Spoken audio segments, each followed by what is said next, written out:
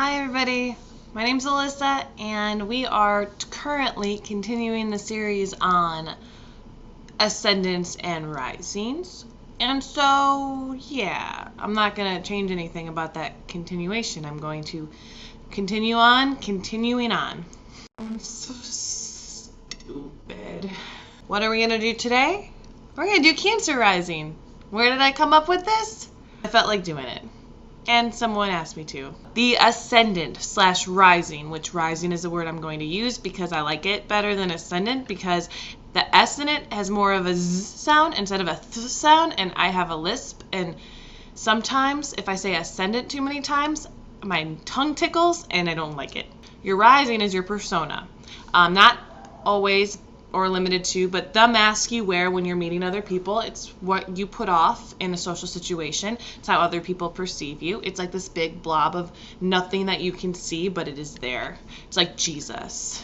Okay, people I know with a Cancer rising.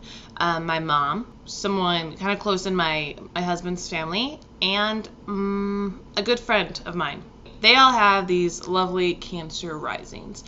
And the first thing I'm going to tell you about a Cancer rising is that they slow down conversation. Okay, so you're in the middle of a conversation and everyone's talking really fast and we're all talking over each other. As soon as the person with the Cancer rising comes in to talk, so they were talking about pillows and the type of pillows we like, and I'm like, oh, I love down pillows, and they're like, oh, I like foam pillows, and I like gel pillows, and everyone's just like, yeah, blah, blah, blah, these pillows, all these pillows. The Cancer rising will come in and go, yeah. Do you know what kind of pillows I like? Well, let me explain this to you and everybody. I've tried a lot of different pillows in my lifetime, and they're all very comfortable, but what I have noticed, and what I have found that other people have noticed too, is that the Sleep Number pillows are the best kind of pillows.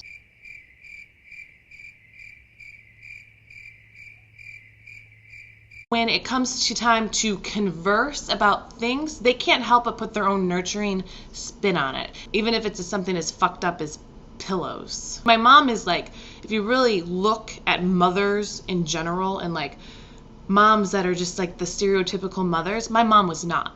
My mom is very different from very many mothers. She wasn't the apron-wearing mom that liked to cook and, took care of the cleaning and everything. My mom was very different. She's a Pisces. She's very creative, very much like everything's exciting and kind of eccentric. And somehow in those moments when she had to converse with us, it was like, oh my God, I have a mom. And she's trying really hard to be my mom. But really, it's just the way she talked. She wasn't trying to be like that, if you know what I'm saying. I think it's true with like a lot of Cancer risings. They're not, they come across so motherly, and like you look at them and be like, that person wants kids.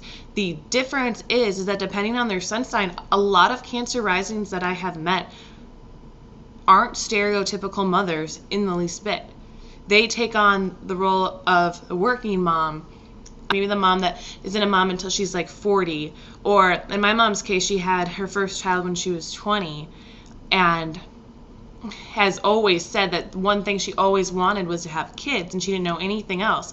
It was after she had her kids that she realized there was a lot more she wanted to do. It was almost like she had to get that taken care of before she could even open her mind up, because of this persona, this thing that was always in front of her, that she needed to have these children. They're not pushovers in the least bit. I've never met a Cancer rising that's a pushover. Yet people tend to treat them like pushovers because of the way they slow down conversation, because of the way that they make you feel.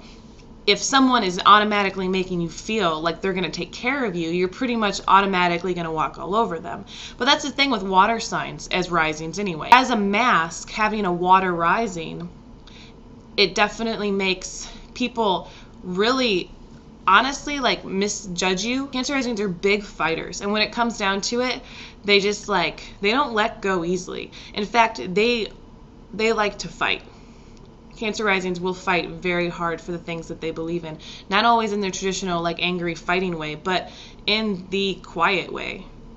And they will stick to their guns about things, and they might seem like, oh, I think she's coming around to my point of view. She's not. She's just making you think that with their nice nurturing voice and her doe eyes and all that other kind of crap that confuses people. You feel like you've known them your whole life. You meet them and they make you feel warm and at ease, kind of like home. Like the fourth house is a house of home, and Cancer rules that. So when it's your persona, you're basically giving that home vibe to everybody. And kind of like the Libra rising can trick people, though, whereas a Libra rising has more of a desire to want to kind of trick people because it's air and air is more manipulative. Cancer rising is not necessarily there to trick you.